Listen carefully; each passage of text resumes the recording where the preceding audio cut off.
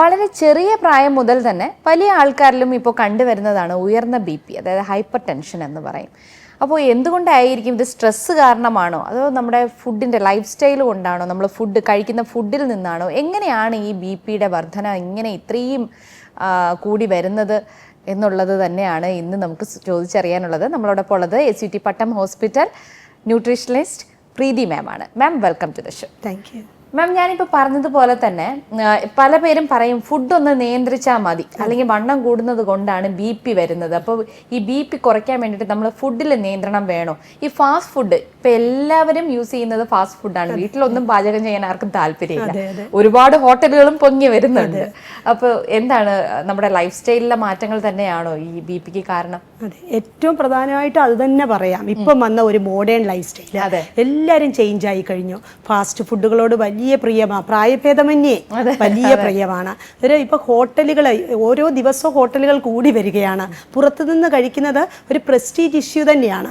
എത്രയോ ക്വാണ്ടിറ്റി ഫാറ്റും ഷുഗേഴ്സും അതുപോലെ റിഫൈൻഡ് ഫ്ലോർസും ഒക്കെയുള്ള കൂടുതലായിട്ടുള്ള ഒരു ഫാറ്റ്, ഭയങ്കര ജങ്ക് ഫുഡ്സിൻ്റെ കൂടുതലുള്ള കൺസംഷൻ കൂടുതൽ ആൾക്കാരിൽ ഉണ്ടാകുന്നുണ്ട്.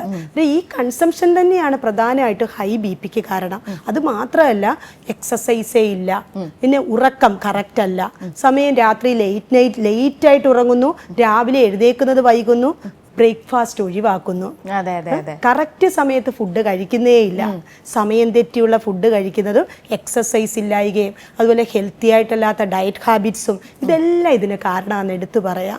ഓക്കെ, ഇപ്പൊ തന്നെ ഈ ഒരു ഉപ്പിന്റെ ഉപയോഗം കുറച്ച് കഴിഞ്ഞാൽ BP കുറയും എന്ന് പറയുന്നുണ്ട്. പിങ്ക് സോൾട്ട് യൂസ് ചെയ്യാം, അല്ലെങ്കിൽ ഹിമാലയൻ സോൾട്ട് യൂസ് ചെയ്യാം എന്ന് പറയുന്നുണ്ട്. അപ്പോൾ ഈ ഉപ്പിന്റെ അളവ് കുറച്ച് കഴിഞ്ഞാൽ BP കുറയ്ക്കാൻ പറ്റും എന്നുള്ളത് വാസ്തവമാണോ? അതെ, ഉറപ്പായിട്ടും ഉപ്പ് കുറച്ച് വെക്കേണ്ടതാണ്. ഉപ്പ് സോഡിയത്തിന്റെ പ്രധാന സോഴ്സ് ആണ് സോഡിയം ക്ലോറൈഡ്, ഉപ്പ് എന്നുള്ളത്. നമ്മൾ ഓരോരുത്തരുടെ ടേസ്റ്റും ഡിഫറെൻ്റ് ആണ്. ചിലവർക്ക് നന്നായിട്ട് ഉപ്പിട്ടുള്ള ആഹാരമായിരിക്കും കഴിക്കുന്നത്, ചിലവർ ഉപ്പ് കുറച്ചായിരിക്കാം. പക്ഷെ ഉപ്പിന് വേണ്ടി സെലക്ട് ചെയ്യുമ്പോൾ പിങ്ക് സോൾട്ട് അല്ലെങ്കിൽ ഹിമാലയൻ സോൾട്ട് എന്നൊക്കെ പറഞ്ഞ് ഉപ്പ് യൂസ് ചെയ്യുന്നുണ്ട്. ഇതെല്ലാം സോഡിയത്തിന്റെ സോഴ്സസ് തന്നെയാണ്. ഇത് ഏത് ഉപ്പ് എടുത്താലും ഉപ്പിന്റെ അളവ് കുറച്ച് വെക്കണം, ഒരു ടീസ്പൂണിനകം തന്നെ നിൽക്കണം എന്നുള്ളതാണ്. ഉപ്പ് കൂടുതലുള്ള പിക്കിൾസ്, കെച്ചപ്സ്, സോസസ് ഇതൊക്കെ കഴിക്കുവാണെങ്കിൽ BP ഉയർന്ന തോതിലാകും. അതുകൊണ്ട് ഉപ്പ് ഇന്ന വെറൈറ്റി എന്നുള്ളതല്ല, ഈ ഹിമാലയൻ സോൾട്ട്, റോക്ക് സോൾട്ട് എന്നല്ല, ഏത് ടൈപ്പിലെ ഉപ്പ് എടുത്താലും അളവ് നിയന്ത്രിച്ച് നിർത്തണം. ഒരു ടീസ്പൂൺ മതിയാകും. ഇപ്പോഴത്തെ പുതിയ റെക്കമെൻഡേഷനാണ് 5 gram per day എന്നുള്ളത്. ഓക്കെ, ഇപ്പോൾ കോഫി അതുപോലെ തന്നെ ചായ കുടിക്കാതെ ഒരു ദിവസം തന്നെ മുന്നോട്ട് പോകുക എന്ന് പറയുന്നത് ഭയങ്കര ബുദ്ധിമുട്ടുള്ള കാര്യമാണ് എല്ലാവർക്കും. അപ്പോൾ രാവിലെ ഒരു ചായ, ചിലപ്പോൾ വൈകിട്ട് ഒരു ചായ, പിന്നെ രാത്രി ചിലപ്പോൾ ഒരു ചായ കുടിച്ചാൽ, അല്ലെങ്കിൽ ഉറക്കം മുളച്ചിരുന്ന് ജോലി ചെയ്യുന്നവർ, ഈവനിങ് ജോലിയുള്ളവരൊക്കെ ഈ കോഫി കുടിച്ചിട്ടിരിക്കും, അപ്പോൾ ഉറങ്ങത്തില്ല. അപ്പോൾ ഇതൊക്കെ ഈ ഒരു BPക്ക് കാരണമാവുന്നുണ്ടോ? ഉറപ്പായിട്ടും ചായയുടെ ഉപയോഗം കുറയ്ക്കണം, നല്ലതായിട്ട് കുറച്ച് വെക്കേണ്ടതാണ്. പ്രത്യേകിച്ച് പാൽ ചായ കഴിക്കുമ്പോൾ പാലില് കൊഴുപ്പിന്റെ അളവ് നല്ല അളവിൽ കൂടുതലാണ്. അത് മാത്രമല്ല, ഒരു ചായയിലിടുന്ന ഷുഗർ 2 ടീസ്പൂൺ ഷുഗറെങ്കിലും ഒരു ചായയിൽ ഇടുന്നതാണ്. അത്രയും മധുരവും അതിൻ്റെ കൂടെ തന്നെ പാലും ഉൾപ്പെടുത്തിയുള്ള ചായ കുടിക്കുന്നത് നിർത്തി വെക്കേണ്ടതാണ്. ദിവസം ഒരു 1-2 കപ്പ് കുടിക്കാം, പക്ഷേ ഒരു 100 ml 150 ml മതിയാകും. പക്ഷേ അമിതമായിട്ട് പാൽ ചായ കുടിക്കുന്നത് നല്ലതല്ല BPക്കാർക്ക്. അതുപോലെ കട്ടൻ ചായ കുടിക്കാം, അതും ലിമിറ്റഡ് ലെവലിലാകുന്നതാണ് നല്ലത്. അല്ലെങ്കിൽ ഗ്രീൻ ടീയോ അല്ലെങ്കിൽ കാർഡമൻ ടീയോ ഹിബിസ്കസ് ടീയോ അങ്ങനെ എന്തെങ്കിലും ഒരു സെലക്ട് ചെയ്യുന്നത് നല്ലതായിരിക്കും. ഓക്കെ, അങ്ങനെ കുറച്ച് റെഫറൻസ് ഉണ്ടല്ലേ നമ്മുടെ പാൽ ചായക്ക് പകരമായിട്ട് ഈ ചായകൾ അതിൽ ഉൾപ്പെടുത്താം. മധുരം വിടാതെ കഴിക്കുവാണെങ്കിൽ ഏറ്റവും സേഫ്. ഒരു മാജിക്കൽ ഫുഡ് അങ്ങനെ എന്തെങ്കിലും ഉണ്ടോ BP കുറയ്ക്കാനായിട്ട്? നമ്മൾ മരുന്ന് കഴിക്കാതെ ഈ ഒരു മാജിക്കൽ ഫുഡ് കഴിച്ചാൽ BP കുറയുമോ? BPക്ക് വേണ്ടി പ്രത്യേകമായിട്ട് ഫോർമുലേറ്റ് ചെയ്ത ഡയറ്റ് ഉണ്ട്, പക്ഷെ ഒരു മാജിക്കൽ ഫുഡ് എന്ന് പറയാൻ ഒക്കില്ല. അതിനെ പറയുന്നതാണ് dash diet, dietary approaches to stop hypertension എന്നുള്ളതാണ്. ഇതിനകത്തിൽ ഇൻക്ലൂഡഡ് ആയിട്ടുള്ള ഡയറ്റിൽ കൂടുതൽ പോർഷൻ വെജിറ്റബിൾസും ഫ്രൂട്ട്സുമാണ് വരുന്നത്. വെജിറ്റബിൾസ് ഫ്രൂട്ട്സിനകത്ത് കാറ്റഗറി വരുന്നത് പൊട്ടാസ്യമാണ്, പൊട്ടാസ്യം കൂടുതൽ അടങ്ങിയ ഫുഡ്. അതുപോലെ തന്നെ തവിട് നീക്കാത്ത ധാന്യങ്ങൾ, തവിട് നീക്കാത്ത പയറുവർഗ്ഗങ്ങൾ, കൊഴുപ്പ് തീരെ കുറച്ചിട്ടുള്ള ഫിഷസ്, അതുപോലെ ചിക്കന്, ഇതൊക്കെ ഉൾപ്പെടുത്തിയുള്ള ഡയറ്റാണ് ഡാഷ് ഡയറ്റ് എന്ന് പറയുന്നത്. ഇപ്പോൾ ഒത്തിരി ആൾക്കാർക്ക് ആ അവയർനെസ് കിട്ടിയിട്ടുണ്ട്, പക്ഷേ അറിയാത്തവർ ഇത് അറിയണം. BPക്ക് വേണ്ടിയിട്ടുള്ള ഡയറ്റാണിത്. ഈ ഫോർമാറ്റ്സ് പ്രത്യേകമായിട്ട് ഓർക്കണം, ഉപ്പിൻ്റെ അളവ് കുറച്ച് വെക്കുകയും വേണമെന്നുള്ളത്. നമ്മൾ പറഞ്ഞു ഈ ഒരു ഡയറ്റ് അല്ലെങ്കിൽ നമ്മുടെ ഈ ഉപ്പിൻ്റെ അളവ് കുറയ്ക്കുന്നു, ചായ കൂടി നിർത്തുന്നു, ഇതെല്ലാം ഓക്കെയാണ്. മരുന്നും കൂടി ഇതിന്റെ കൂടെ കഴിക്കണോ, കണ്ടിന്യൂസ് ചെയ്യണോ, അതോ മരുന്ന് കഴിച്ച് നിർത്താമോ, എങ്ങനെയാണ്? ബ്ലഡ് പ്രഷർ കൺട്രോൾ ആകാൻ ഡയറ്റ് വേണം എന്നുള്ളത് കറക്റ്റാണ്. പക്ഷെ അതിന്റെ കൂടെ തന്നെ മെഡിസിൻസും എക്സസൈസും വേണം. ഡയറ്റ് ആൻഡ് എക്സസൈസ് കൊണ്ടിട്ട് മാത്രം BP കൺട്രോൾ ചെയ്യുക എന്നുള്ളത് സേഫ് അല്ല. ഡോക്ടർ എന്ത് മെഡിസിൻ പ്രിസ്ക്രൈബ് ചെയ്തു അതുകൂടെ അതിന്റെ കൂടെ കൊണ്ടുപോയാൽ മാത്രമേ BP കൺട്രോൾ ആകുള്ളൂ. വിചാരിച്ചിട്ട് വീണ്ടും മരുന്ന് കഴിക്കാതിരിക്കുക എന്നുള്ളത് ഇല്ല, അത് കറക്റ്റേ അല്ല. കാര്യം BP എപ്പോഴാണ് അൺകൺട്രോൾ ലെവൽ എന്ന് അറിയാൻ പറ്റില്ല. BPക്ക് ഡയറ്റ് ആൻഡ് എക്സസൈസ് മാത്രം ഒരു പ്രതിവിധി അല്ല, മെഡിസിനും വേണം എന്നുള്ളതാണ്. ഓക്കെ, നമ്മുടെ ഈ ഹെവി എക്സസൈസ് ഒക്കെ ചെയ്ത് കഴിഞ്ഞാൽ ഒരു പരിധി വരെ നമുക്ക് BP ഒക്കെ ഒന്ന് കൺട്രോൾ ചെയ്യാൻ പറ്റുമെന്ന് പറയുന്നുണ്ട്. മെഡിസിൻ എടുക്കാം, ശരി തന്നെയാണ്. എന്നാൽ എക്സസൈസ് എങ്ങനെയാണ് ഈ BP ഉള്ളവർ ചെയ്യുന്നത് എത്രത്തോളം നല്ലതാണ്? BPക്കാർക്ക് എക്സസൈസ് നമ്മളുടെ ബോഡി വെയിറ്റ് മെയിൻറ്റെയിൻ ചെയ്യുക എന്നുള്ളതാണ്. ബോഡി വെയിറ്റിനെ കൺട്രോൾ ചെയ്യണം. അതിന് വേണ്ടിയിട്ട് എക്സസൈസ് പാറ്റേൺ വേണം. ബോഡി വെയിറ്റ് എക്സസ് ആയ ഹാർട്ടിന് എക്സ്ട്രാ ലോഡ് വരും. അത് മാത്രമല്ല, എല്ലാ തരത്തിലുള്ള ലൈഫ് സ്റ്റൈൽ ഡിസീസസിനെയും കൺട്രോൾ ചെയ്യാൻ എക്സസൈസ് ഹെൽപ്ഫുള്ളാണ്. നമ്മുടെ ഹെവി ആയിട്ടുള്ളതൊക്കെ അല്ലേ, അത് ചോദിച്ച് ഒരു ട്രെയിനറിന്റെ നിർദ്ദേശപ്രകാരം തന്നെ ചെയ്യാം. അതെ, എക്സസൈസ് എപ്പോഴും നമ്മൾക്ക് ചെയ്യുമ്പോൾ ജിമ്മിൽ പോയി ചെയ്യുന്നതാണെങ്കിലും നമ്മൾക്ക് അതിന് വിശദമായിട്ട് അതിൻ്റെ സ്പെഷ്യലിസ്റ്റിനോട് ചോദിച്ചിട്ട് മാത്രമേ ചെയ്യാവുള്ളൂ. കാർഡിയാക് ഇഷ്യൂസ് ഒക്കെ ഉണ്ടെങ്കിൽ പ്രത്യേകമായിട്ട് ഡോക്ടറിൻ്റെ നിർദ്ദേശവും വേണ്ടതാണ്. ഏത് ടൈപ്പിലെ എക്സസൈസ് ചെയ്യുക. BPക്കാർക്ക് കൂടുതൽ കാർഡിയാക് ഇഷ്യൂസ് ഉള്ളവരായിരിക്കാം. അപ്പം ഡോക്ടറിൻ്റെ ഒരു നിർദ്ദേശം അനുസരിച്ച് മാത്രമേ എക്സസൈസ് ചെയ്യാവുള്ളൂ.